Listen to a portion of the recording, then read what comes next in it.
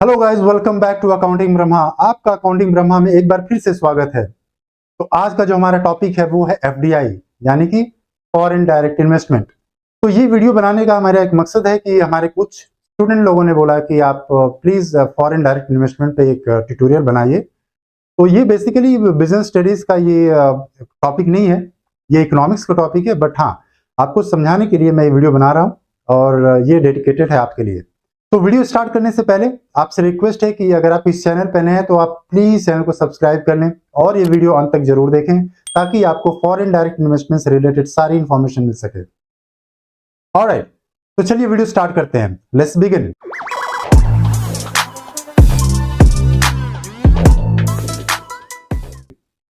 Foreign direct investment.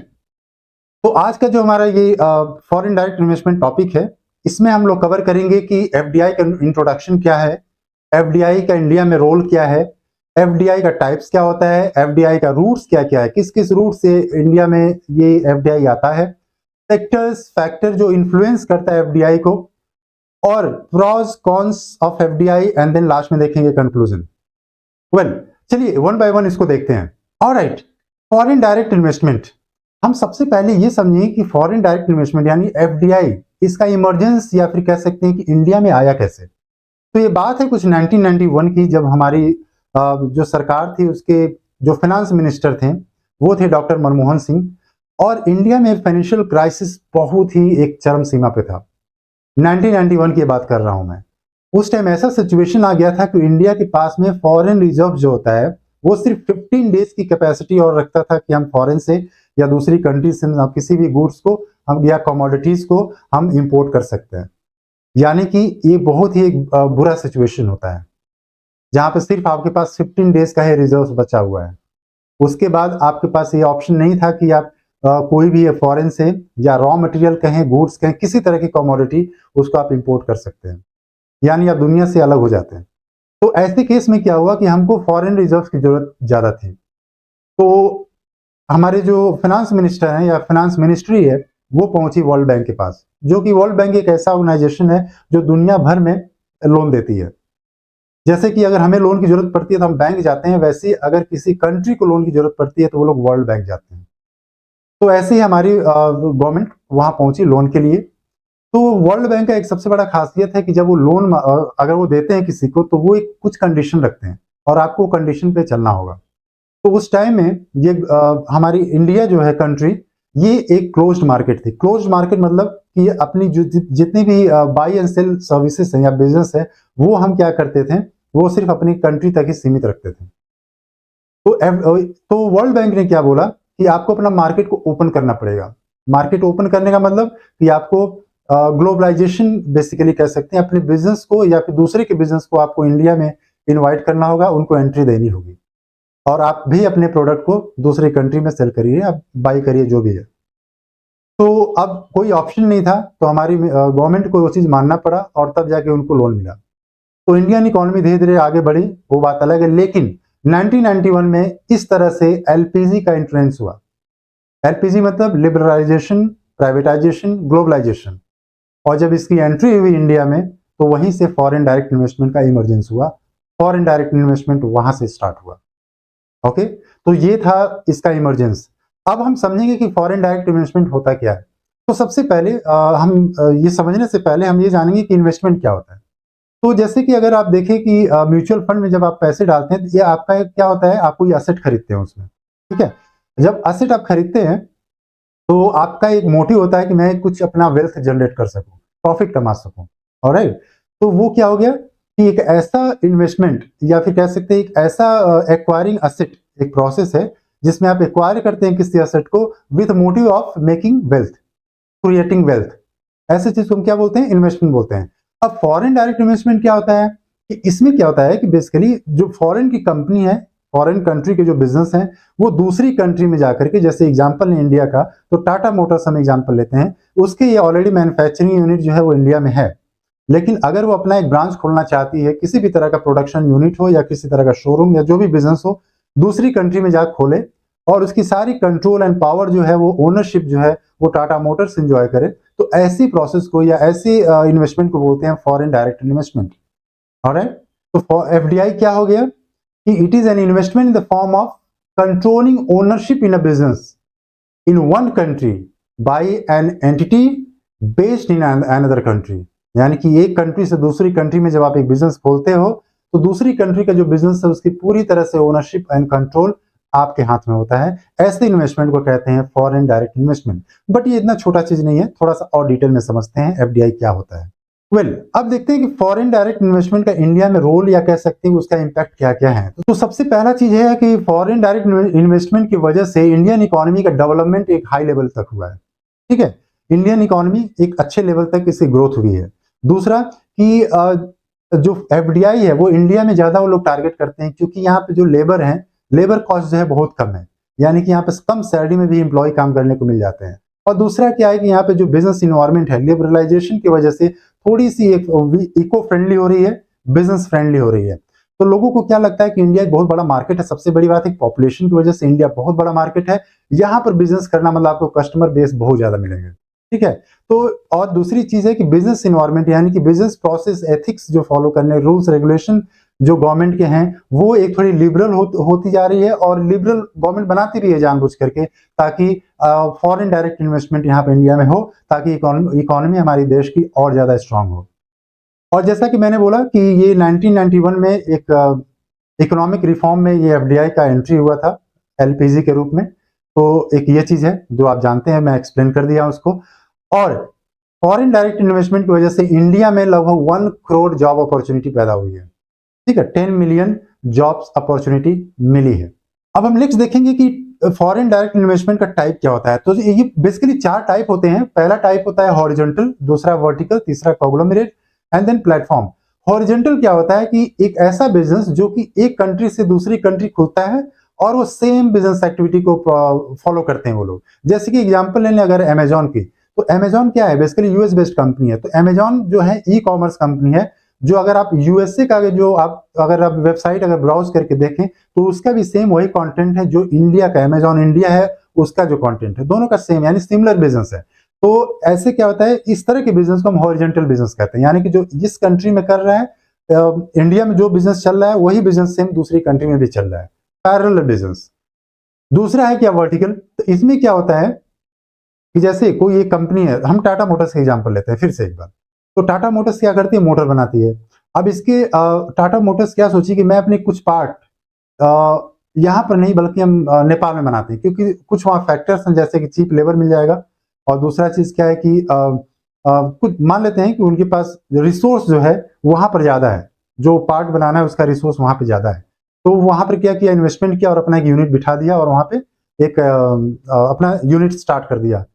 अब क्या है कि वहां पर जो प्रोडक्ट बनेगा या कह सकते हैं जो फिनिश्ड गुड्स बनेगा वो सिमिलर होगा टाटा मोटर के यहाँ के प्रोडक्ट से, इंडिया के प्रोडक्ट से। यानी कि कुछ पार्ट वो बना रहा है, कार का पार्ट बना रहा है, तो वो पार्ट इस कार में यूज होना है। तो आगे बात समझ में। वर्टिकल क्या हो गया कि आपका जो मेन बिजनेस है, पेरेंट बिजनेस, ठीक है, उसी से रिलेटेड कोई आप एक सप्लाई चेन का एक आप बिजनेस खोलते हो जो आपका मेन जो प्रोडक्ट है उससे रिलेटेड होता है। यानी बेसिकली आप रॉ मटेरियल कर सकते हैं या फिर कुछ पार्ट्स ऑफ योर प्रोडक्ट वो आप कहीं और दूसरी कंट्री में बनाते हैं, जो कि आपके मेन जो बिजनेस है उससे रिलेवेंट है। ठीक है, पैरेलली उसके रिलेवेंट है, बट वो एक सप्लाई चेन में आता है वो चीज। ओके, और आपके मेन बिजनेस से वो रिलेवेंट है, ये आप याद रखिए। कॉन्ग्लोमरेट तीसरा ये टाइप है फॉरेन डायरेक्ट इन्वेस्टमेंट का। इसमें क्या होता है कि आपका जो मेन बिजनेस है उससे कंप्लीटली आप डिफरेंट टाइप का बिजनेस दूसरी कंट्री में खोलते हो। इसको एक एग्जांपल के रूप में समझते हैं कि जैसे अमेजॉन यूएसए कंपनी है, वो क्या करती है, टाटा मोटर्स में अपना इन्वेस्टमेंट करती है। अमेजॉन क्या ई कॉमर्स है, लेकिन वो किसमें इन्वेस्ट कर रही है, अमाउंट इन्वेस्टमेंट किसमें कर रही है, वो टाटा मोटर्स में, जो कि क्या है, ऑटोमोबाइल की कंपनी है। तो कंप्लीटली डिफरेंट टाइप का एक वेंचर में वो लोग इन्वेस्टमेंट करते हैं। ठीक है, तो इसमें क्या होता है कि चैलेंज क्या आता है कि एक नया मार्केट है, ठीक है, नया प्रोडक्ट है, जिसकी वजह से उनका एक थोड़ा सा रिस्क रहता है इसमें वेल्थ जनरेट करने में। ओके, तो ये कॉन्ग्लोमरेट हो गया। चौथा क्या है कि प्लेटफॉर्म। इसमें क्या होता है कि आपको एक कंट्री से दूसरी कंट्री में जब बिजनेस ओपन होता है तो वहां पर जो आउटपुट होगा, यानी कि जो भी आपकी एफडीआई से जो भी आउटपुट निकलेगा, यानी जो प्रोडक्शन से कह लें या फिर जो भी मैन्युफैक्चरिंग यूनिट है तो प्रोडक्शन होगा, प्रोडक्शन से जो भी है वहां से आप प्रोडक्ट बनाते हो वो आप किसी तीसरी कंट्री में सप्लाई करते हो, ठीक है। यानी कि आप वो पर्टिकुलर कंट्री सिर्फ इसलिए यूज कर रहे हो कि वहां के रिसोर्सेज को हम लेकर के अपना प्रोडक्ट बनाएं, लेकिन हम सेलिंग दूसरी कंट्री में करें। ये होता है प्लेटफॉर्म, यानी कि आप एक प्लेटफॉर्म, आप बस एक प्लेटफॉर्म खोजते हो कि मुझे कहीं पर अपना प्रोडक्ट बनाने को जगह मिल जाए। ओके, तो ये हो गया 4 टाइप। तो आई होप कि आपकी टाइप्स आपको समझ में आ गया होगा। चलिए आगे बढ़ते हैं। नेक्स्ट है जो आप देख सकते हैं रूट्स ऑफ एफडीआई। रूट्स क्या हो गया, आप किस किस रूट से आप एफडीआई कर सकते हो इंडिया में, बेसिकली आप कैसे कैसे फॉरेन डायरेक्ट इन्वेस्टमेंट कर सकते हो। तो दो ही ब्रॉडली इसको दो ही भाग में डिवाइड किया गया। पहला होता है ऑटोमेटिक रूट, यानी कि इसमें किसी तरह का गवर्नमेंट का आपको अप्रूवल की जरूरत नहीं है, किसी भी थर्ड पार्टी की अप्रूवल की जरूरत नहीं होती है, आप डायरेक्ट आप इन्वेस्टमेंट कर दो और अपना बिजनेस स्टार्ट कर दो। दूसरा होता है कि गवर्नमेंट अप्रूवल रिक्वायर्ड, ये गवर्नमेंट बेस्ड रूट होता है। आपको सबसे पहले अगर इंडिया में आपको करना है फॉरेन डायरेक्ट इन्वेस्टमेंट एफडीआई करना है तो आपको गवर्नमेंट के अप्रूवल की जरूरत पड़ेगी। तो उसके लिए एक प्लेटफॉर्म है इंडिया में जिसको कहते हैं foreign investment facilitation portal, FIFP। इसमें क्या होता है कि आपको ये एप्लीकेशन भरना होगा, एप्लीकेशन फिल करके अपलोड कर दो आप। वो पर्टिकुलर मिनिस्ट्री क्या होती है कि उसको रिव्यू करती है, अगर वो फेवरेबल होगा तो एक्सेप्ट करेगी, नहीं तो रिजेक्ट करेगी। अगर एक्सेप्ट हो जाता है तब आप उसके बाद से फॉरेन डायरेक्ट इन्वेस्टमेंट कर सकते हो इंडिया में। तो ये बेसिकली दो टाइप हो गया, automatic route no approval required, government approval या कह सकते हैं गवर्नमेंट रूट जिसमें आपको गवर्नमेंट के थ्रू जाना पड़ेगा, उनके अप्रूवल की जरूरत पड़ेगी। ओके, नेक्स्ट देखते हैं। अब देखते हैं कि कौन कौन सा सेक्टर है जहां पे एफडीआई होती है इंडिया में। ओके, तो सबसे पहला जो एक सेक्टर है वो उसको कहते हैं इंफ्रास्ट्रक्चर, जिसमें आप रोडवेज का एग्जांपल ले सकते हैं या फिर एयरवेज, ये सब होते हैं एक कंट्री का, ये सभी एक रिसोर्स होता है, उसमें एफडीआई हो सकती है। दूसरा क्या है इलेक्ट्रॉनिक सिस्टम एंड मैन्युफैक्चरिंग, आप उसमें भी देख सकते हैं एफडीआई होती है, जहाँ पे इलेक्ट्रॉनिक सिस्टम बनते हैं या फिर मैन्युफैक्चरिंग किसी तरह का इलेक्ट्रॉनिक गैजेट की जब होती है तो। ऑलराइट, तीसरा है कि आईटी में, इंफॉर्मेशन टेक्नोलॉजी में, तो आप देख सकते हैं इसीलिए इंडिया में कई सारी आईटी कंपनीज खुलती हैं, ठीक है, वो एक एग्जांपल है। देन चौथा है ऑटोमोबाइल्स, यानी कि आप ऑटोमोबाइल्स में देख सकते हैं एफडीआई होता है। जैसे कि अभी रिसेंटली हमने सुना था कि टेस्ला अपना मैन्युफैक्चरिंग जो प्लांट था वो इंडिया में डालना चाह रहा था, ये बहुत सारी चीजें चल रही थी, तो वो भी एक एफडीआई का ही रूप होता है ऑटोमोबाइल्स में। देन आपका फार्मास्यूटिकल यानी कि मेडिकल इंडस्ट्री में आप देखें तो टूल्स बनाने की या मेडिसिन बनाने की कंपनी में भी एफडीआई होती है। देन रेलवेज में, ऐसे कई सारे हैं एग्जांपल्स होते हैं, ऐसे कई सारे सेक्टर हैं। बेसिकली मैंने 6 बस डिस्कस किया है, बहुत सारे ऐसे सेक्टर हैं जहाँ पे एफडीआई होती है आजकल इंडिया में। ओके, जो हमारा अगला जो टॉपिक है इसमें वो है कि कौन कौन से ऐसे फैक्टर हैं जो एफडीआई को अफेक्ट करते हैं, इन्फ्लुएंस करते हैं। यानी कि एक कंट्री या एक बिजनेस अपनी इंडिया में इन्वेस्ट करे या ना करे, वो डिसाइड करने के लिए कौन से ऐसे फैक्टर्स हैं जो उस पर इम्पैक्ट छोड़ते हैं, ऑलराइट, इन्फ्लुएंस करते हैं कि हम जाएं ना जाएं। ओके, तो सबसे पहला है कि वेजेस रेट। देखिए इंडिया में क्या है कि यहाँ पर कम सैलरी में भी लोग काम कर लेते हैं, ठीक है, तो अब ये रियलिटी है, ये फैक्ट है। लेकिन अगर वही बंदा यूएसए जाता है तो उसकी हाई पैकेज होती है। ओके, तो इंडिया में बेसिकली क्या है कि वेज रेट बहुत कम है, ठीक है, तो इसकी वजह से क्या है कि एफडीआई यहाँ पे ज्यादा अट्रैक्ट होती है कि हम उनको स्किल्ड लेबर बेसिकली उनको एक कम रेट में मिल जाते हैं, जिसकी वजह से फॉरेन डायरेक्ट इन्वेस्टमेंट या कह सकते हैं आईटी कंपनीज या किसी भी तरह की जो कंपनी होती है वो बहुत अट्रैक्ट होती है इंडियन मार्केट की। देन यहाँ पर क्या है कि आपका लेबर जो होते हैं वो स्किल्ड होते हैं, जैसा कि मैंने बोला, ठीक है, वो भी एक फैक्टर है जो इन्फ्लुएंस करता है। तीसरा जो है वो टैक्स रेट, तो टैक्स रेट अगर कॉम्प्लेक्स टैक्स रेट रहेगा, टैक्स सिस्टम रहेगा, तो वहां पे एफडीआई आने का चांस कम होता है। वो चाहते हैं कि बहुत सिंपल हो और उनके मिला जुला उनका, जैसे कोई कंट्री में अगर जीएसटी चलता होगा तो उस कंट्री का, क्योंकि वो कॉन्सेप्ट जानते हैं जीएसटी का, तो उस कंट्री के जो कंपनी होंगे वो प्रिफर करेंगे इंडिया में इन्वेस्ट करने के, क्योंकि यहाँ भी जीएसटी है। तो टैक्स जो एक सिस्टम है ना उसको एक बहुत ही ईजी वे में बनाना पड़ता है, जिसकी वजह से फॉरेन डायरेक्ट इन्वेस्टमेंट अट्रैक्ट होते हैं। तो एक ये भी फैक्टर जो इन्फ्लुएंस करता है टैक्स सिस्टम, या कह सकते हैं टैक्स रेट भी इन्फ्लुएंस करता है। ओके, जो चौथा इसका फैक्टर है वो है कि आपका ट्रांसपोर्टेशन फैसिलिटी क्या है, आपका इंफ्रास्ट्रक्चर कैसा है, यानी कि रोडवेज। तो अगर आप देखें कि अगर जो कि सच्चाई है कि आप देखिए तो यूपी बिहार ये जो स्टेट है यहाँ पर ज्यादा आईटी कंपनी आपको देखने को नहीं मिलेगी। तो रीजन क्या है इसका, बल्कि देखिए आप वहाँ के जो एम्प्लॉय होते हैं, जो वहाँ के जो रिसोर्स होते हैं, वो लोग अगर दूसरी सिटीज में जाते हैं तो बड़ी बड़ी एमएनसी में जॉब करते हैं, उनके पास ज्यादा नॉलेज भी होता है, वो ज्यादा परफॉर्म भी अच्छा करते हैं। लेकिन क्या होता है कि वहां पर कोई आईटी कंपनी क्यों नहीं जाती है? इसलिए नहीं जाती क्योंकि वहां पर थोड़ा, आप भी जानते हैं कि वहां पर रोडवेज का थोड़ा सा इश्यूज है। एक बार ट्रैफिक लगा, या फिर ट्रैफिक की बस बात नहीं करेंगे, ट्रैफिक तो हर जगह लगता है, लेकिन वहाँ रोडवेज सिस्टम थोड़ा सा कनेक्टिंग नहीं है, ज्यादा प्रॉमिसिंग नहीं है। इसकी वजह से क्या होता है कि वहां पे आईटी कंपनी नहीं जाती है। बट हाँ, अब धीरे धीरे चीजें आगे बढ़ रही हैं, डेवलपमेंट अच्छा हो रहा है, तो मे बी इन फ्यूचर वहां भी आईटी कंपनी अप्रोच करे। ओके, देन नेक्स्ट जो फैक्टर है जो अफेक्ट करता है इसको, वो है कि साइज ऑफ इकोनॉमी या पोटेंशियल ऑफ ग्रोथ, कि कौन सी कंट्री, यानी इंडिया की एग्जांपल अगर हम ले, इंडिया की बात करते हैं, तो इंडिया में पोटेंशियल ऑफ ग्रोथ ज्यादा है। क्यों? क्योंकि यहाँ पर आपको पॉपुलेशन की वजह से यहाँ पर क्या है, कोई भी प्रोडक्ट की स्टेबिलिटी या फिर डिमांड्स बहुत तेज यहाँ पर ग्रोथ करता है, क्योंकि यहाँ पे ऐसी पॉपुलेशन इतनी ज्यादा है और नीड्स एंड वांट्स कस्टमर कितने ज्यादा है कि वो वेरी ऐसा करता है कि यहाँ पर किसी भी बिजनेस का, अगर यहाँ फॉरेन डायरेक्ट इन्वेस्टमेंट होता है, यहाँ पर कोई भी बिजनेस अगर इन्वेस्ट करता है इंडिया में, तो उनको बूम तुरंत मिलता है। ओके, तो पोटेंशियल ऑफ ग्रोथ जो कि एक फैक्टर है जो इन्फ्लुएंस करता है एफडीआई को। ओके, देन है पॉलिटिकल स्टेबिलिटी। तो अगर आप देखें कि इस समय श्रीलंका की हालत क्या है, तो वो क्यों हुआ? क्योंकि वहाँ पॉलिटिकल स्टेबिलिटी थोड़ी सी डगमगा गई, वहां पर कुछ ऐसे इंटरनल वजह है जिसके वजह से ये सब केसेस हुए। लेकिन हाँ, अगर आप देखें तो वहां पर फॉरेन डायरेक्ट इन्वेस्टमेंट होना अब टफ है। क्यों? क्योंकि वहां पर स्टेबिलिटी नहीं है गवर्नमेंट की। तो अब वहां पर क्या है कि ऐसा सिचुएशन अब अराइज हो गया है कि वहां पर इकोनॉमिकल क्राइसिस तो हुए ही है, उसके साथ साथ वहां पॉलिटिकल स्टेबिलिटी अब थोड़ी डगमगा गई है। तो एक ये फैक्टर है जिसकी वजह से एफडीआई वहां पर अफेक्ट करती है, इन्फ्लुएंस करती है एक डिसीजन लेने में, एक बिजनेस को, कि मैं एफडीआई करूं वहां कि नहीं करूं। अब आगे देखते हैं, नेक्स्ट है हमारा कि इसकी एफडीआई की एडवांटेज क्या है। तो सबसे पहला एडवांटेज है कि आपको इकोनॉमिक डेवलपमेंट, अच्छी ग्रोथ मिलती है, इकोनॉमिक डेवलपमेंट होता है कंट्री का। दूसरा है कि एम्प्लॉयमेंट अपॉर्चुनिटी बढ़ती है, जैसा कि मैंने बोला कि इंडिया को 1 करोड़ तक, 10 मिलियन तक एम्प्लॉयमेंट अपॉर्चुनिटी बढ़ी है। ओके, एफडीआई की वजह से। देन आपका ह्यूमन रिसोर्स जो होता है उसका डेवलपमेंट होता है। देन आपकी कंट्री के फाइनेंस एंड टेक्नोलॉजी सर्विस आपकी इनहेंस होती है, एक हाई लेवल तक जाती है, बढ़ती है उसकी, एक कंट्री की। नेक्स्ट है कि आपका प्रोडक्शन लेवल आपका बढ़ता है, प्रोडक्टिविटी बढ़ती है। देन आपका इनकम में इंक्रीमेंट होता है, आपका रिसोर्स ट्रांसफर होता है, यानी कि एक कंट्री से दूसरी कंट्री या उसका रिसोर्सेज का ट्रांसफर होता है। यानी प्रोडक्शन में अगर आपका जो टेक्नोलॉजी हमारी कंट्री में यूज नहीं होती है, होम बेस्ड टेक्नोलॉजी, तो दूसरी कंट्री का टेक्नोलॉजी जो है वो इंडिया की कंपनी में डिप्लॉय किया जाता है एफडीआई के थ्रू।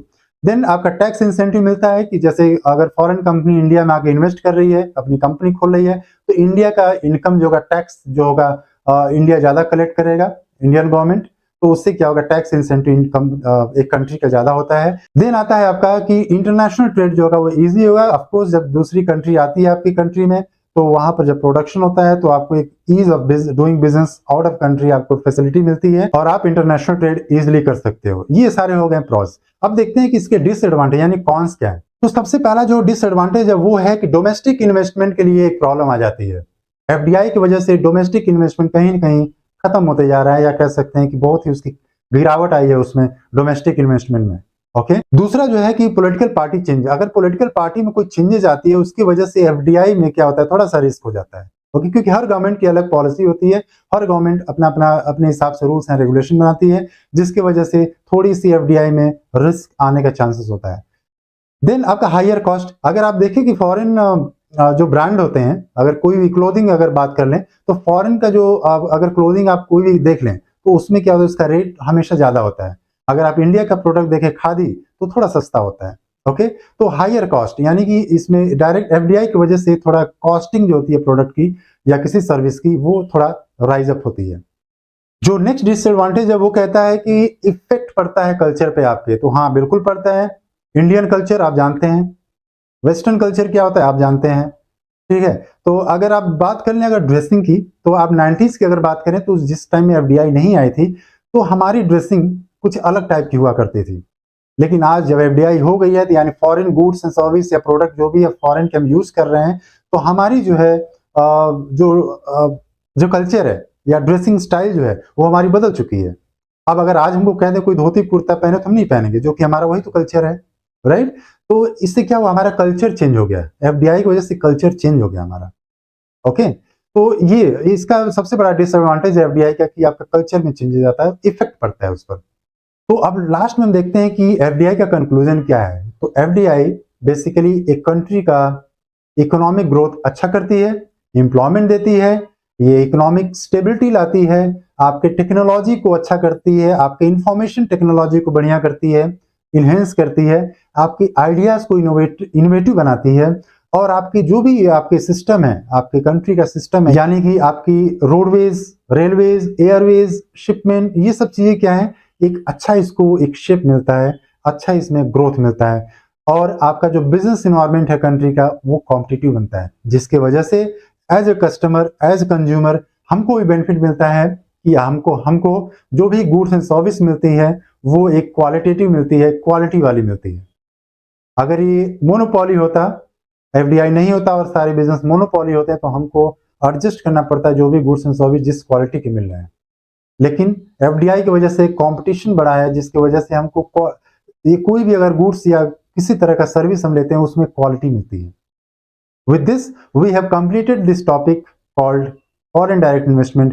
अगर आपको इससे रिलेटेड कोई भी क्वेश्चन हो तो आप प्लीज कमेंट करके जरूर बताना। और जाने से पहले आपसे रिक्वेस्ट है कि आप इस चैनल को अभी तक सब्सक्राइब अगर नहीं किया तो आप प्लीज चैनल को सब्सक्राइब कर लें, और ये वीडियो पसंद आया तो अपने फ्रेंड्स के साथ जरूर शेयर करें ताकि उनको भी बिजनेस स्टडीज के बारे में और एफडीआई के बारे में बेसिकली नॉलेज प्रॉपर मिल सके। तो मिलते हैं नेक्स्ट वीडियो में, तब तक के लिए नमस्कार।